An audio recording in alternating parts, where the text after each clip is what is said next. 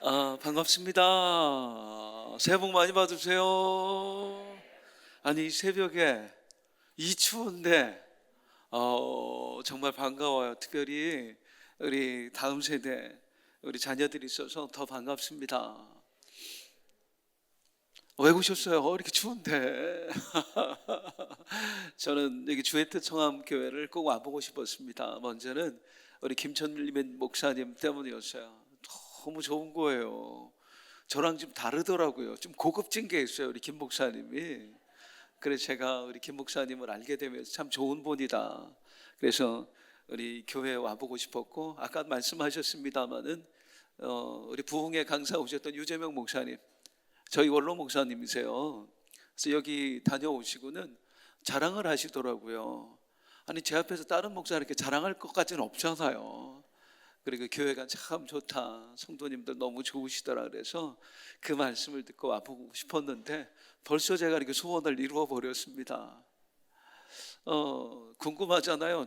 그래도 우리 유재명 목사님이 도대체 저 사람이 어떤 사람이길래 저 사람한테 후임을 맡겼을까 궁금하시지요? 솔직히 이제 제 소개를 잠깐 하면 저는 뭐 다른 거 없고요. 자녀가 셋이 있습니다. 처음부터 셋을 둘 생각은 없었어요. 원래 아들만 둘이었는데 어느 날 제 아내가 아기를 하나 더 갖자고. 그리고 제가 얘기했죠. 아니, 나도 갖고 싶다. 근데 딸이라면 낳겠는데 또 아들 낳으면 어떡하? 아들 셋은 좀 끔찍하다. 그랬더니 이제 아내도 포기하더라고요. 그때 어느 날 저한테 와서 하는 얘기가 이제 방법을 찾았대요. 딸을 낳을 수 있는 방법이 있대요. 책을 봤대. 딸 낳는 법이라는 책이었어요. 거기에 이제 그 책을 읽었는데 이게 해답을 찾았다는 거예요. 그게 무슨 말이냐 그랬더니 아들 딸을 결정하는 건 남자와 여자의 체질이랍니다. 그래서 남자가 산성이고 여자가 알칼리면은 아들이 나오고 또 반대면은 딸이 나오는데, 우리가 그동안 아들을 낳았던 건 당신이 산성이고 내가 알칼리여서 그렇다. 이걸 결정하는 건 음식이라는 거예요. 그래서 고기를 많이 먹으면 산성이 되고 야채를 먹으면 알칼리고. 근데 저는 고기 좋아했고 제 아내는 고기를 안 먹어요. 야채만 먹는 사람이었어요. 그래서 또 혹하잖아요, 그게. 그래서 그랬구나. 그랬더니 체질을 바꾸면 어떡하냐, 어떻게 해야 되냐 그랬더니 1년 동안 이렇게 식단 조절을 하면 체질을 바꿀 수 있대요. 진짜로 했어요. 1년 동안 제가 고기를 끊었습니다. 제 평생에 그렇게 열심히 살아본 적이 없어요. 딸을 낳겠다는 일념으로. 제 아내는 열심히 고기를 먹었어요. 정말로 1년 동안 고기 안 먹었냐고. 진짜로 안 먹었어요. 드디어 아기를 가졌어요. 뭐였을까요? 무조건 딸이어야 돼. 무조건 딸이어야 돼. 1년 동안 고기를 안 먹었는데. 근데 그때만 해도 병원에서 안 알려줬어요. 성별을 알려주지 않았습니다. 이제 날 때가 다 돼서야 알려줬어요. 이제 아기 낳을 때가 된 거예요. 저희 아들들도 궁금하잖아요. 그때 큰 애가 막내랑 10년 차이 나거든요. 그러니까 그때 이제 초등학교 이제 날 때 되니까 4학년, 초등학교 2학년 두 놈이 이제, 그러니까 얘네들도 이제 궁금한 거야. 이제 그날 알려준다고 했어요. 다음 달에 아기 낳는데 오늘 알려준다고 했어요. 그래서 이제 병원에 갔잖아요. 그때 의사가 우리 아들 둘인 줄 알거든요. 의사가 고개를 갸웃갸웃해요. 대답을 안 해. 그래서 왜 그러냐고 그랬더니 다리 사이에 뭐가 보입니다. 다리 사이에 1년을 고기를 안 먹었는데 제 아내하고 둘이 말을 안 했어요. 얼굴도 화가 나가지고. 이야. 그리고 이제 집에 와가지고 둘이 이제 등 돌리고 앉아 있는데 저 이제 초등학교 2학년짜리가 온 거예요. 학교 끝나고 얼른 오더니 걔도 궁금하거든 지금. 뭐래? 딸이래? 여자야? 그래서 둘이 가만히 말도 안 하고 가만히 있으니까 왜 도대체 무슨 일인데? 그랬더니 다리 사이에 뭐가 보인댄다. 얘가 눈치가 없어요. 뭐가 보이는데? 뭐가? 고추가 보인다고 임마. 아들이라고. 그랬더니 그래? 아니 뭘 걱정해. 의사 선생님한테 잘라달라고 그러지. 못 잘랐어요. 못 잘라가지고 저 아들만 셋입니다. 제가 아들 셋만 둔 목사로 유명합니다. 금메달, 은메달, 아들 셋은 목메달이라고 그러더라고요. 아이고 참, 제가 지금 참 행복하게 사는데 저희 어린 시절은 그러지 못했습니다. 저희 아버지는 저는 삼형제인데 저희 아버지는 9남매 맏아들이셨어요. 저희 아버지가 20대 때 이제 부모님 다 돌아가시고, 그리고 이제 시골에서 동생들하고 도저히 시골에서 살 자신이 없어서 이제 서울로 올라오신 거예요. 그리고 이제 결혼해서 저를 낳았으니까 저는 삼촌들 고모들 많은 속에서 태어나서 자랐습니다. 참 사랑받고 자랐어요. 아버지가 사업도 제법 잘하셔서 30대 초반에, 그 당시에 벌써 50년이 넘었을 때인데 저희 집에 전화기가 있었어요. 그 정도면 성도님들 그때만 해도 전화기 있는다는 건 보통 일 아니었거든요.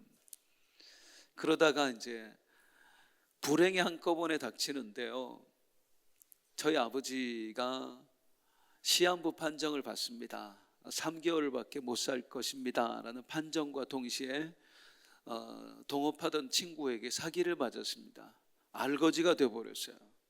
그래서 이제 집도 절도 없이 그 집에서 쫓겨나게 되고, 그리고 온 아버지 형제들 다 뿔뿔이 흩어지고, 아버지, 엄마, 제가 그때 이제 돌진한 지 얼마 안 됐을 때인데 2돌 정도 됐을 때인 것 같아요.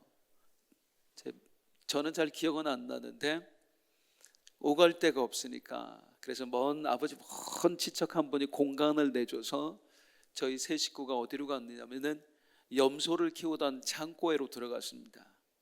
그래서 염소 키우던 창고에서 제가 어릴 때 살았어요. 이래봬도 염소 창고 출신입니다. 저 이뻐해줬던 삼촌 고모들 아무도 없지요. 집은 갑자기 큰 집에서 염소 창고로 바뀌어 버렸죠.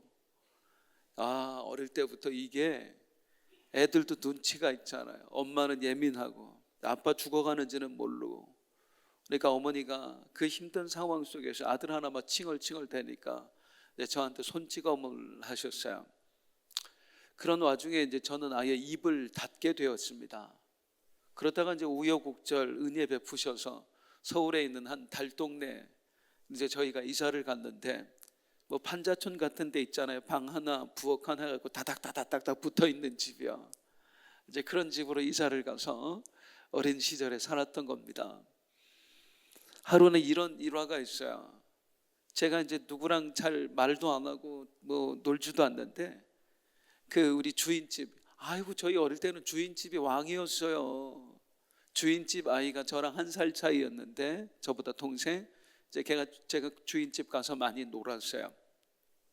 그런데 주인 아줌마가 어느 날 그 집안에 살고 있는 애들 다 호출을 하는 거예요. 마당에 쫙 모이라고 일렬로 세워놓는 거예요. 그때는 애도 많았잖아요. 그래서 나가서 무슨 일인가 했더니 그 집에 돈이 없어졌대. 돈이 없어졌는데 니들 중에 한 놈이 가져갔다 이거야. 그래서 애들을 쫙 세워놓고 이 아줌마가 이제 주인집 아줌마가 취조를 하기 시작을 하는 거야. 한 놈씩 한 놈씩. 네가 가져갔어? 아니요. 네가 가져갔어? 아니요. 네가 가져갔구나. 아니요. 그런데 제 차례가 오는데 가슴이 벌렁벌렁합니다. 저는 사람 앞에서 말을 못 하거든요. 제 차례가 딱 왔어요. 네가 가져갔어? 대답을 못했어요. 말을 못하니까. 네가 가져갔구나. 가만히 있었어요. 벌벌벌벌. 입을 열 수가 있어야죠. 사람들이 다 있는데. 그때 이제 저희 어머니가 갑자기 오시더니 제 뺨을 후려치셨어요.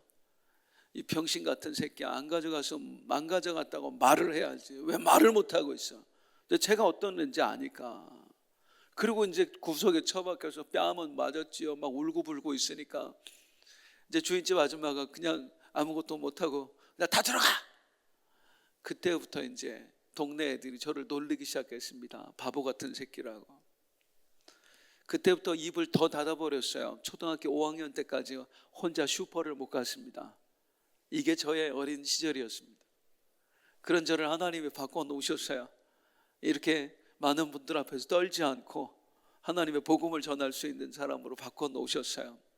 오늘 그분의 은혜를 함께 나눠보고자 합니다. 사람들은 많은 상처를 안고 살아갑니다. 어린 시절 가난에 대한 상처, 학대받은 것에 대한 상처, 못 배운 것에 대한 상처, 그리고 사랑받지 못한 것에 대한 상처, 나이가 먹으면 남보다 좀 많이 이루지 못한 것에 대한 상처, 여러 가지 상처 속에서 허덕이며 살아가는 게 사실은 현대인들입니다. 문제는 뭐냐면 예수 믿는 사람들도 별반 다르지 않다는 거예요. 예수 믿으면 그 상처에서 완전히 자유해야 되는데 어린 시절 그 학대받은 거, 사랑 못 받은 거, 인정받지 못한 거, 여전히 예수를 믿고도 그 상처 속에서 살아간다는 겁니다. 이 속에서 자유해야 합니다. 그래야 우리가 행복한 삶을 살 수가 있습니다. 진짜 예수 그리스도를 믿는 그 기쁨을 누리며 살아갈 수가 있습니다. 그게 쉽지 않아요. 오늘 그 얘기 해보려고 합니다. 상처 속에서 살아가던 한 사람이 우리 하나님을 만남으로 인해서 거기서 완전히 자유하게 된 이야기, 오늘 성경 말씀 통해서 그 이야기 들어보려고 합니다. 그 사람의 이름은 레아입니다. 잘 아시다시피 레아는 야곱의 아내였습니다. 그리고 야곱의 외삼촌 라반의 딸이었습니다. 그럼 사촌지간인데 사촌끼리 결혼했다는 거예요? 네, 그때는 그랬습니다. 그런데 이 레아에 대해서 오늘 성경은 첫 소개가 이렇습니다. 17절 말씀 한번 같이 볼게요. 시작. 레아는 시력이 약하고 라헬은 곱고. 이 앞에만요, 레아는 시력이 약하고, 이게 첫 소개란 말이에요. 장애인인가 그건 잘 모르겠습니다만은 시력이 약하다가 첫 소개일 만큼 레아는 눈이 잘 안 보이는 사람이었던 겁니다. 보는 게 참 불편했던 거예요. 이 당시에요, 고대 중동 지방에서 그것도 양을 치는 직업을 가진 사람들 입장에서 가족이 가지는 의미는 크게 두 가지였습니다. 그냥 단순한 가족이 아니라 처음에는 노동력이었고요, 전투력이었고요. 그 다음은 노동력이에요. 전투력이에요. 가족은 뭐 국가가 형성되지 않았잖아요. 공권력이 지켜주질 않는단 말이에요. 이리 때가 출몰을 하고 강도 때가 오고 우리 스스로 우리를 지켜야 돼요. 그러니까 한 사람 한 사람이 노동력이에요. 이런 시대에는 남자가 최고입니다. 아들이. 저희 집은 그렇지 않습니다만은, 왜? 남자가 힘이 더 세니까. 노동력이에요. 전투력이에요. 또 하나는 뭐냐면 노동력입니다.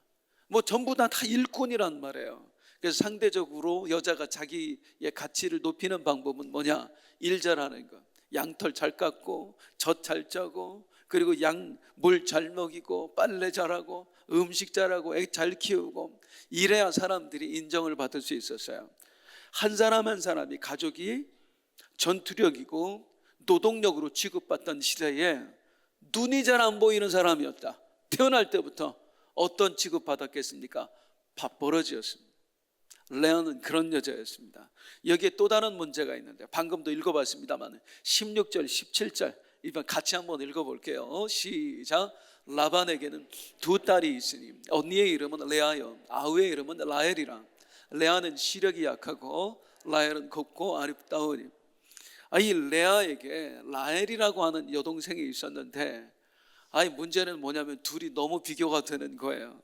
레아는 뭐라고 해서 눈이 잘 안 보인다 그랬는데, 이 동생 라헬은 곱고 아리따우니 그렇게 써 있어요. 이 성경의 원어에 보면 곱고 아리따우니가 최상급의 표현으로 되어 있습니다. 정말 아름답고 정말 아름다웠다. 성경의 원어를 보면 이렇게 표현된 사람이 딱 두 사람이 있어요. 한 사람은 라헬, 또 한 사람은 누굴까요? 요셉입니다. 요셉이 정말 잘생겼었습니다. 최상급으로 표현되어 있습니다. 얼마나 잘생겼든지 보디발의 아내가 그냥 한눈에 반해버리잖아요. 그런데 이 요셉이 누구 아들이에요? 라헬 아들이에요. 외모는 DNA예요. 어쩔 수가 없어요. 내 새끼가 왜 이렇게 생겼나? 나 닮은 거예요. 혹시 자기 외모에 불만 있으신 분들은 그냥 부모님한테 손해배상 청구하시면 됩니다. 라헬은 아름다웠어요. 근데 같은 부모 밑에서 태어났는데 레아는 그렇지 못했어요. 그냥 예쁘기만 한 게 아니라 라헬은 29장에 보면은요, 오늘 본문에 보면은 아버지의 양떼를 물을 먹이는 일을 라헬이 도맡아서 해요. 그게 무슨 얘기예요? 일도 잘했다는 거예요.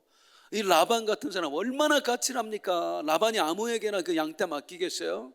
일을 못하면은 믿을만 하니까 맡긴 거예요. 즉 라헬은 얼굴도 예뻐, 일도 잘해. 이런 사람 재수 없어요. 재수 없어요. 만포를 곱게 쓰셔야죠. 레아 입장에서는 재수 없기가 한량 없습니다. 레아는 시력이 약하고 눈이 잘 안 보이고, 라헬은 곱고 아름다우니 한 문장에 같이 써 있어요. 성경이 일부러 두 사람을 비교해 놓은 거예요. 극과 극이다 그 말입니다. 그러니 생각해 보십시오. 얼마나 비교당했겠어요.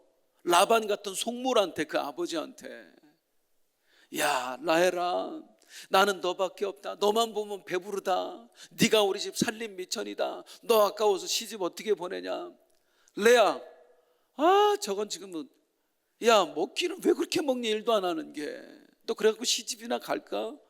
아유 나 저것만 보면 답답해 죽겠네. 어릴 때부터 이렇게 자라지 않았겠어요?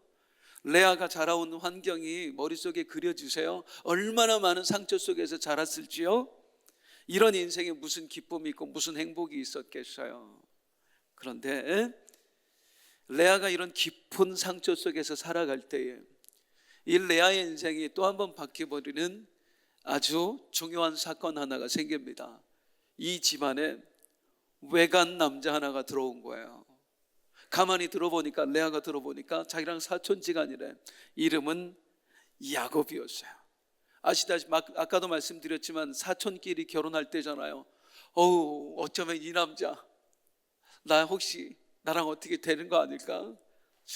그런데 퀴즈, 야곱은 어땠을까요? 레아에게 관심이 있었을까요? 없었을까요? 제가 어릴 때 고등학교 1학년 때였습니다. 그때는 뭐 제가 말 잘할 때입니다. 제가, 제 동생이 저랑 4살 차이, 초등학교 6학년짜리. 어느 날 저한테 와서 물어보더라고요. 형은 예쁜 여자가 좋아, 착한 여자가 좋아? 그래서 고등학교 1학년이 제가 말했죠. 이 자식이 무슨 그런 질문을 해, 이 자식아. 이쁜 게 착한 거야. 야곱이 저 같은 놈이었던가 봐요. 이쁜 라헬만 졸졸졸졸졸 따라다니는 거예요. 아이고 그럼 그렇지, 뭐 나 같은 거 누가 좋아해 주겠어. 그러던 어느 날 아버지 라반이 온 가족을 모읍니다. 그리고 말을 하는 거예요. 중대발표.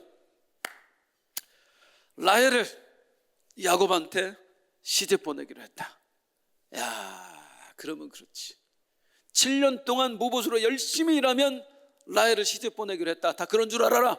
이제부터 야곱은 우리 식구로 대해라. 아이고 7년이 훌쩍 지나갔습니다. 드디어 이제 라헬과 야곱의 결혼식 날이 되었습니다. 이제 오늘 내 동생이 시집 가는 날이에요. 근데 갑자기 아버지가 부르는 거예요. 레아야 이쪽으로 좀 와봐. 그래서 네 아버지. 그랬더니 너 저기 오늘 읍내에 가서 사우나도 좀 하고 그리고 샵에 들려서 머리도 좀 하고 와. 이쁘게 좀 꾸미고 와. 그래서 왜요? 그랬더니 당장 가, 이 기집애야. 시키면 시키는 대로 해. 그래서 갔어요. 그 사우나도 하고 오랜만에 머리도 하고 메이크업도 하고. 그런데 도무지 이뻐지질 않아. 원판이 별로니까. 그러고 이제 왔더니 이제 결혼식을 하고 있는 거예요. 아니 웬 새신랑한테 술을 그렇게 많이 먹입니까? 마음은 착해갖고 또 걱정이 되는 거예요. 아니 저래가지고 오늘 첫날밤이나 제대로 치를 수 있을까? 아이고 왜 이렇게 술을 많이 먹인대? 왜 저런데? 그러고 있는데 거의 인사불성이 됐어요. 이제 걱정이 막 되는 거예요. 레아가 착하니까. 아버지가 하는 얘기가 빨리 와봐.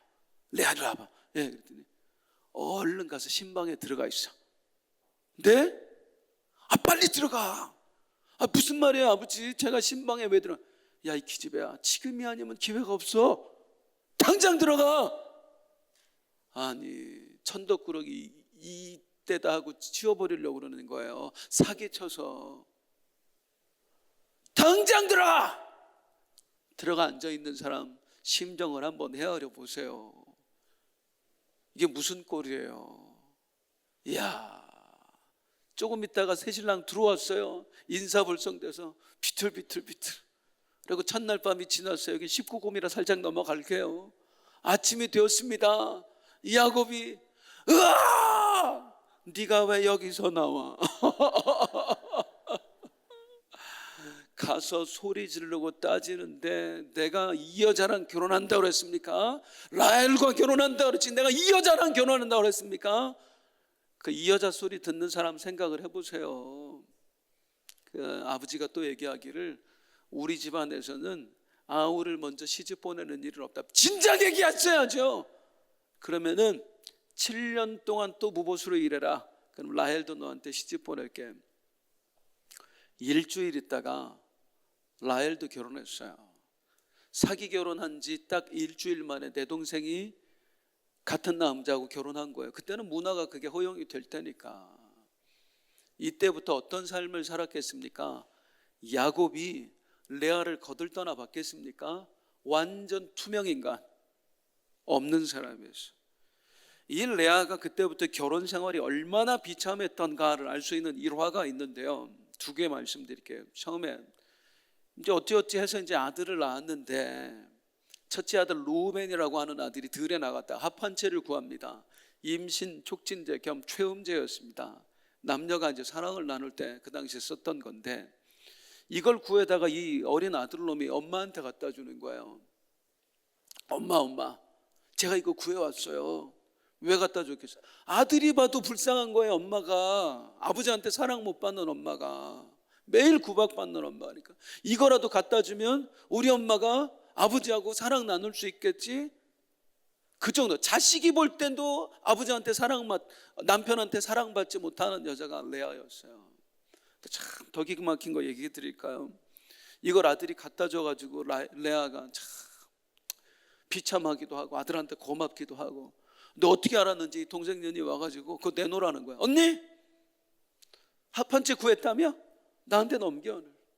야 죄송합니다. 오늘 그냥 잠깨시라고 표현하는 거예요. 성경에는 욕은 안 써 있습니다.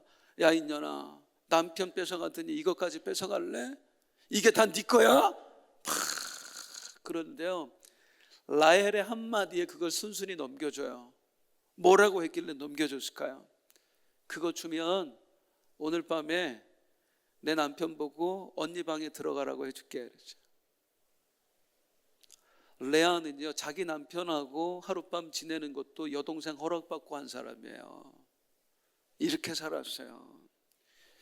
다시 한번 헤아려 보세요. 이 심정이 어땠을지, 얼마나 비참했을지요. 어릴 때부터 눈이 잘 안 보이는 사람으로 태어나서 여동생하고 비교당하면서 아버지한테 완전 버림받고 뭐 가족들한테도 거의 버림받다시피 하고 결혼했더니 남편한테도 버림받고 동생한테는 무시당하고 또 자식들은 엄마 불쌍히 여기고 동정의 대상. 이런 속에서 살아가는 사람의 마음에 얼마나 큰 상처가 있을지 한번 헤아려 보십시오. 뭐 제가 어릴 때 받았던 상처는 이로 말할 수 없는 비교도 안 될 만한 상처 속에서 살아갔을 겁니다. 과연 행복했을까요? 그 삶에 기쁨이 있었을까요? 그런데 레아의 인생은 이렇게 끝나지 않습니다. 그녀의 인생을 바뀌는 역사가 일어나요. 어떻게 인생이 바뀌어지는지 그 시작을 성경은 이렇게 말합니다. 창세기 29장 31절입니다. 시작. 여호와께서 레아가 사랑받지 못함을 보시고 그의 태를 여셨으나 라헬은 자녀가 없어. 여호와께서 레아가 사랑받지 못함을 따라하시게요. 보시고 보셨대요. 하나님이 보셨대요. 모두가 이 레아를 거들떠 보지 않을 때 하나님만큼은 이 레아를 보셨다는 거예요. 이 불쌍한 사람은, 사랑받지 못하는 사람. 제가 신학교 시절이었는데요 참 가난했어요. 저는 신학교 시절에 어릴 때도 가난했는데 커서도 가난했어요. 하루는 너무 고기가 먹고 싶은 거예요. 제가 고기 좋아했었잖아요. 지금은 좀 안 그런데. 그래서 제 아내한테 아침에 저녁에 나 여보 고기가 먹고 싶네. 돈도 안 벌어다 주면서. 그 다음날 아침에 아내가 문을 열었다가 깜짝 놀라. 어머 이게 뭐야? 그 현관 앞에 신문에 쌓여 있더라고요. 돼지고기 2근. 그걸 보고 얼마나 눈물이 나던지. 고기 먹고 싶어서 눈물이 난 게 아니죠. 보고 계시는구나. 우리 하나님이 날 보고 계시는구나, 듣고 계시는구나, 다시 용기 내서 하는 거예요. 우리 그리스도인들의 소망이 그거거든요. 우리가 거기서 힘을 얻는 거거든요. 하나님이 나를 바라보고 계시는구나. 아무리 힘들고 어려워도 하나님이 나를 보고 계신다는 확신이 들면 우리가 용기가 생기잖아요. 레아가 그랬대요. 레아가 사랑받지 못함을 하나님이 보셨다. 그래서 하나님께서 이 레아와 함께 하시고 그녀에게 역사해 주시는데, 어떻게 역사하시냐면 성경에 보면은요 32절부터 35절 처음이 다 이렇게 시작되어 있습니다. 레아가 임신하여 아들을 낳고, 그가 다시 임신하여 아들을 낳고, 그가 또 임신하여 아들을 낳고, 그가 또 임신하여 아들을 낳고. 세상에 말이죠, 남편 사랑 독차지하며 살아가는 라헬은 자식이 하나도 없는데, 어쩌다 동생 허락받아가지고 그 남편하고 하룻밤 지내는 레아는요 애가 덜커덩 남은 아들이야. 이때는 아들이 제일 귀할 때라니까요. 전투력, 노동력. 와, 누가 하신 일입니까? 따라 하십니다. 주님이 하셨습니다. 다시 한번, 주님이 하셨습니다. 주님이 하셨습니다. 하나님께서 세상에서 버림받은, 가족들에게 버림받은 레아를 바라보셨고, 그 레아와 함께 하셨고, 이 레아의 태를 열어주신 줄로 믿습니다. 하나님이 하신 일이었습니다. 그런데 하나님께서 레아에게 주신 거 그게 전부가 아니었어요. 하나님께서 이 레아에게 또 역사하시는데요, 정말로 소중한 걸 레아로 하여금 얻게 하십니다. 무엇을 얻게 하셨을까? 이제 레아가 아들을 얻으면서, 그때마다 이때는 엄마들이 대부분 아들의 이름을 지어줬거든요. 그런데 이제 그때 이 이름을 짓는데 레아가 고백하는 게 있어요. 하나씩 성경을 살펴볼게요. 32절입니다. 32절입니다. 시작. 레아가 임신하여 아들을 낳고 그 이름을 르우벤이라 하여 이르되, 여호와께서 나의 괴로움을 돌보셨으니 이제는 내 남편이 여호와께서 나의 괴로움을 돌보셨다. 그래서 아들 이름을 돌봄이라고 져요. 히브리어로 르우벤입니다. 돌보마 르우벤이었습니다. 둘째 아들을 낳고요. 33절에 시작. 그가 다시 임신하여 아들을 낳고 이르되, 여호와께서 내가 사랑받지 못함을 들으셨으므로 내게 이 아들도 주셨다 하고 그의 이름을 시몬. 여호와께서 들으셨구나, 나의 신음소리를 들으셨구나. 그래서 둘째 아들 이름을 드름이라고 해요. 시몬이라는 이름이었습니다. 드름이에요. 이게 우리 한국말로요. 셋째 아들을 낳고 시작. 그가 또 임신하여 아들을 낳고 이르되, 그가 나에게서 새 아들을 낳았으니 이제 내 남편이 지금부터 나와 연합하리로다 해서 셋째 아들 이름은 연합이라고 져요. 레위라는 이름이었습니다. 돌봄이 르우벤, 드름이 시므온, 연합이 레위, 이렇게 이름을 지었어요. 여호와께서 나를 돌보셨어. 여호와께서 나의 신음소리를 들으셨어. 여호와께서 이제 나로 하여금 연합하게 해주실 거야. 이렇게 하나님이 행하신 일을 보면서 레아가 뭐예요? 주님 감사해요, 주님 감사해요. 감사한 거예요. 하나님의 은혜가 감사한 거예요. 그런데 이 구절들을 성도님들과 다시 한번 보고 싶습니다. 레아가 하나님께 감사합니다, 하나님이 나를 돌보셨습니다, 들어주셨습니다 하는데, 실상 레아의 초점이 어디에 맞춰 있는지 이 구절에서 다시 한번 확인해 보자는 말이에요. 32절 같이 읽겠습니다. 시작. 레아가 임신하여 아들을 낳고 그 이름은 르우벤이라 하여 이르되, 여호와께서 나의 괴로움을 돌보셨으니 이제는 내 남편이 나를 사랑하리로다 하였다. 하나님이 나를 돌보셨습니다 하는 건 좋아요. 그런데 목적이 뭐예요? 이제는 내 남편이 나를 사랑하려. 이제는 내 남편이 나를 사랑해 주겠지. 초점이 누구한테 맞춰져 있어요? 남편한테 맞춰져 있어요. 그 다음 33절도 볼게요. 시작. 그가 잠시 임신하여 아들을 낳고 이르되, 여호와께서 내가 사랑받지 못함을 들으셨으므로 내게 이 아들도 주셨다고 그의 이름을 시몬이라.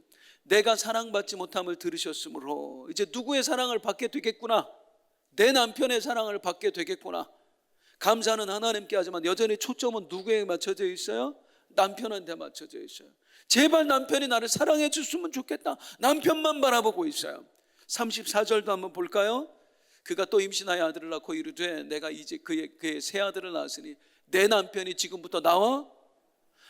이제 내 남편이 나와 하나가 되게 해주겠지.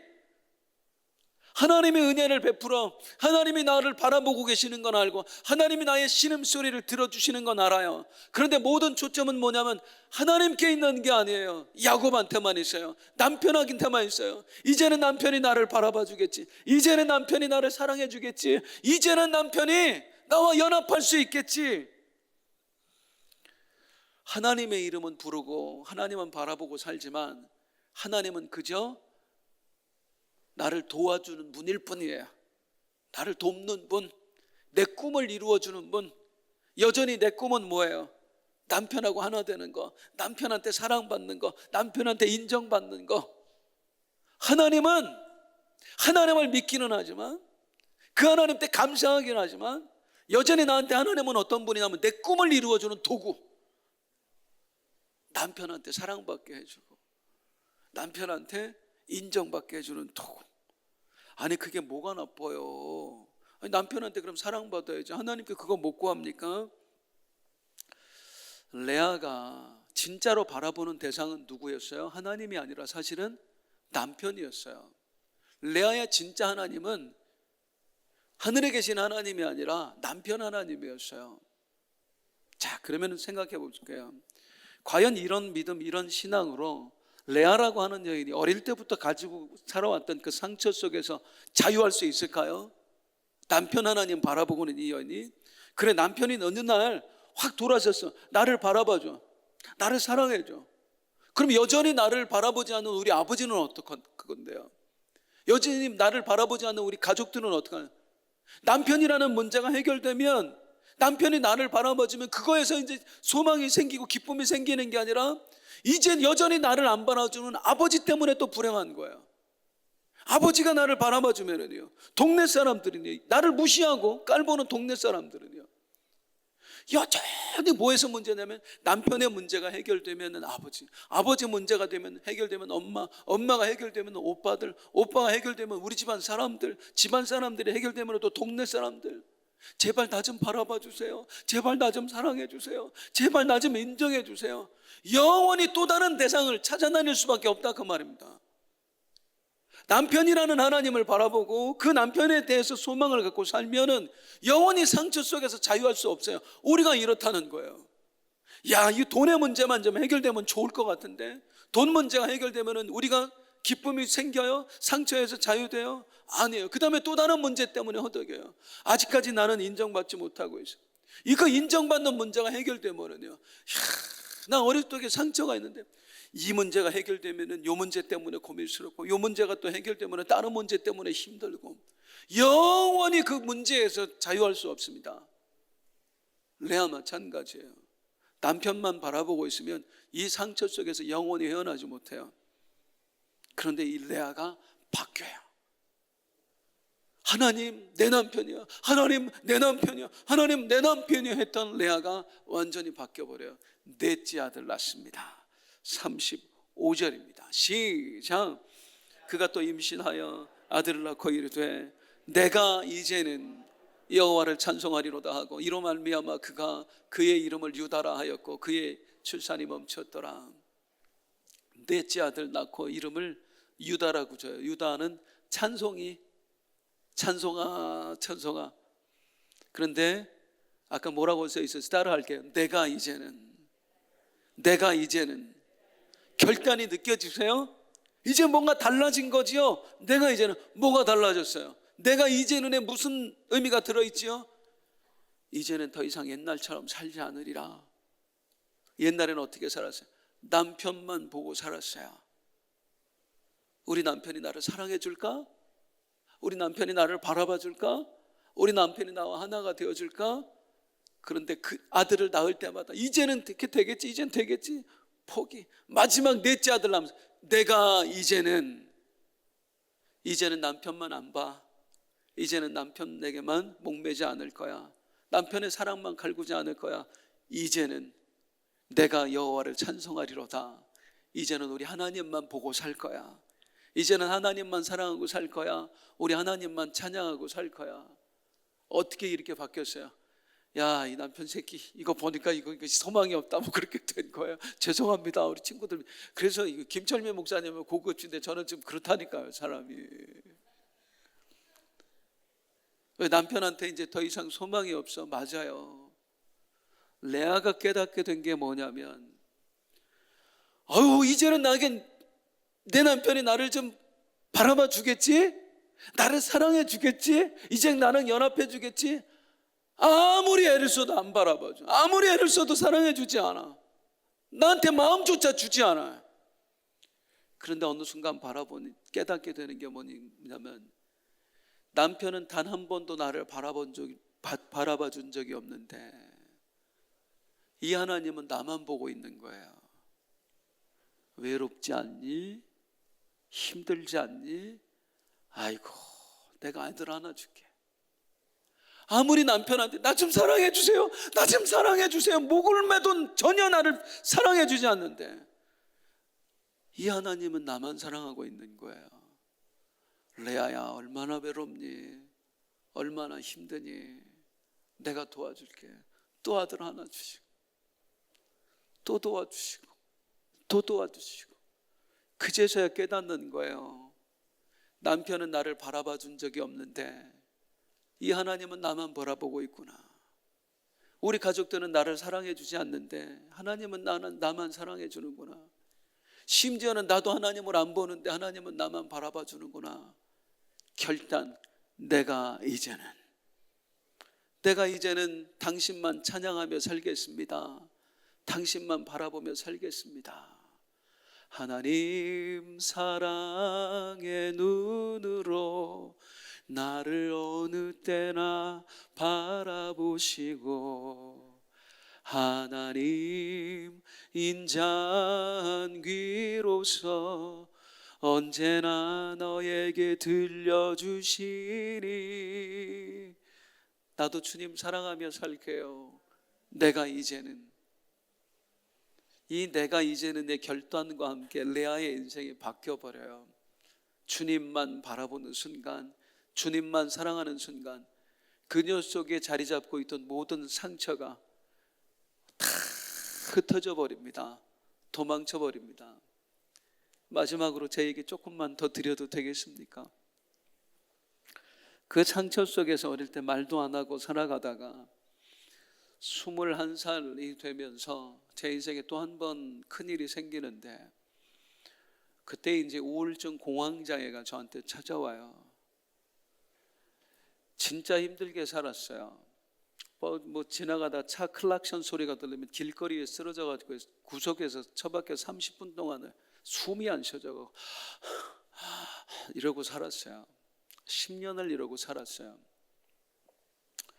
그러다가 이제 제가 결혼을 좀 일찍 했습니다. 그래서 저희 둘째 막 태어났을 때가 IMF 때였어요. 진짜 어렵더라고요. 그때는 삶도 어렵지요. 건강도 안 좋지요. 제 이 마음의 병이 최고조에 달했을 때 그때 제가 어떻게 살았냐면 그 당시에 천안이라는 곳에 살았어요. 천안, 호두과자 많이 나는 천안.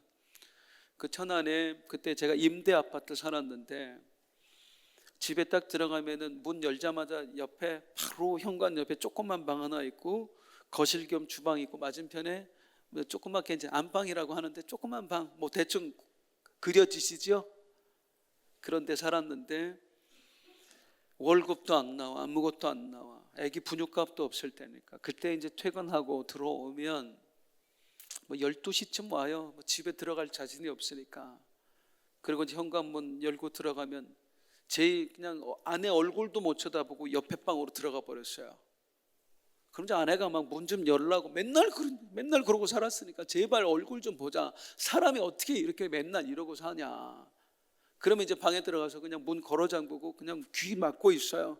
그럼 막 아내가 제발 문 좀 열어라 하다가 막 울어요. 제발 어떻게 여보 맨날 이렇게 살아. 우리가 사람이 이렇게 살아요. 엄마가 오니까 이제 애기들 따라 울고 이게 매일 일상이었습니다. 그럼 이제 아내가 겨우 지쳐서 잠이 들면 그때부터 이제 귀 막고 있다가 제 활동이 시작이 되는 거예요. 책상에 앉아 있다가 책상 서랍에 열쇠가 있었거든요. 가방에서 열쇠 꺼내서 그 서랍을 딱 열면은 제 가방에서 소주 한 병 딱 꺼내고, 죄송합니다, 우리 교인들한테 비밀로 해주세요. 소주 한 병 딱 꺼내고, 잠을 못 자니까 소주 한 병 딱 꺼내고, 그 다음에 이제 서랍에는 제가 제일 좋아하는 숨겨놓은 안주가 하나 있었거든요. 그 안주를 딱 꺼내 넣는 거예요. 그 안주가 뭐였을까요? 새우깡? 참치캔? 칼이었어요. 칼을 매일 거기다 숨겨놓고 잠궈놓고 있었거든요. 오늘은 죽자.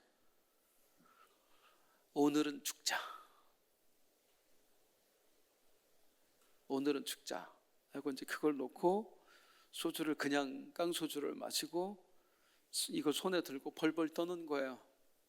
이대로 못 살 것 같은. 이게 몇 년입니까? 이렇게 살아온 세월이 몇 년이에요? 숨도 못 쉬고 살아온 세월이. 오늘은 죽자. 근데 저쪽 방에 있는 가족들이 눈에 밟히는 거예요. 아빠 없이 살아갈 애들.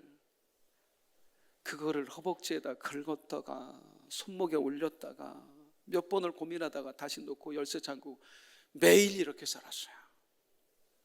매일 이렇게. 그러다 어느 날 어떻게 해서, 나중에 기회가 되면 좀 자세히 말씀드릴게요. 어느 집회에 갔어요. 참 힘들었어요. 그냥 합숙해서 있는 거였는데, 그냥 뭐 약속 때문에 약속을 지키려고 간 거였는데, 공황장애 환자가 모르는 사람들하고 며칠 지낸다는 게 얼마나 고통스러운지 모릅니다. 마지막 날, 마지막 시간,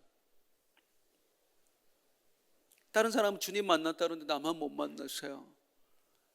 이대로 갈 수 없을 것 같아요. 여기서 그냥 나가면 또 그 생활이 반복됐다고 생각하니까 너무 무서운 거예요. 그래서 진짜 작은 신음소리로 외쳤어요. 하나님, 나 좀 살려주세요. 나 이렇게 못 갈 것 같아. 나 좀 살려주세요.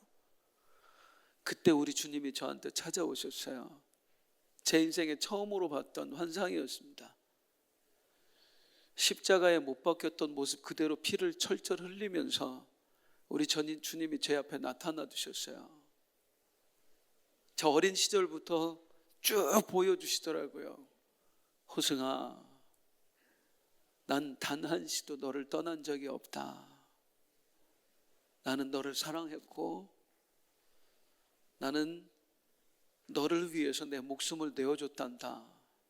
내가 늘 알고 있던 거, 머리로 알고 있던 거, 그걸 제 눈에 확인시켜주는 순간 제 첫 마디가 뭐였는 줄 아세요? 그때 왜 그러셨어요? 나 같은 거 그냥 죽게 내버려 두시지, 지옥 같게 내버려 두시지, 나 같은 걸 위해서 왜 당신같이 귀한 분이 이러셨어요? 그 순간 10여 년 가까이 저를 괴롭혔던 우울증 공황장애가 싹 안개가 거치듯이 사라지더라고요. 주님 사랑 하나로. 어릴 때부터 부모 사랑 못 받았다고 생각하고 외톨이로 살아갔던, 늘 남들한테 인정 못 받고 손가락질만 받는다고 생각했던 저를 세상에서 가장 귀한 분이 나를 사랑해 주시더라고요. 세상에서 가장 귀한 분이 나를 바라봐 줬더라고요. 세상에서 가장 귀한, 이 세상을 만드신 분이 오직 저에게만 관심을 가지셨더라고요. 저를 인정해 주셨더라고요. 그거면 됐지 뭐. 여러분에게 하나님은 누구입니까? 무엇입니까? 돈이 하나님입니까? 누구에게 인정받는 게 하나님입니까? 그 하나님 쫓는 한 영원히 상처에서 자유할 수 없을 거예요. 진짜 하나님은 한 분밖에 없어요. 여호와 하나님. 그분의 사랑을 받으면, 그분의 인정을 받으면, 그분의 음성을 들으면 우리 상처에서 자유할 수 있습니다. 이 2주간의 특별 새벽 기도회 기간이 그런 기간 되길 원합니다. 하나님과 눈을 마주치는 시간이요, 진짜 하나님의 음성을 듣는 시간이요, 진짜 하나님을 만나는 시간. 올 한 해 아무런 안개가 없는 인생, 조금의 어둠도 없는 인생, 주님 안에서 살아갈 수 있는 여러분 되시기를 주님의 이름으로 축복합니다. 하나님 아버지 감사합니다. 2025년 새해를 시작하면서 시간 하나님의 말씀을 통해 깨닫게 하시고 은혜 받게 해주셔서 감사합니다. 이 추운 날 새벽에 너무나 귀한 하나님의 자녀들이 나왔고 예배했고 또 말씀을 들었습니다. 연약한 종 부족한 입술을 통해서 들려진 하나님의 말씀 붙들고 하나님만 바라보며 살게 하여 주옵소서. 하나님의 음성 듣기를 즐겨하며 살게 하여 주옵소서. 혹여나 이 가운데 상처가 있는 분이 있다면 완전히 씻겨지게 하시고 올 한 해 기쁨과 행복의 삶을 살게 하여 주시옵소서. 예수님의 이름으로 기도하옵나이다.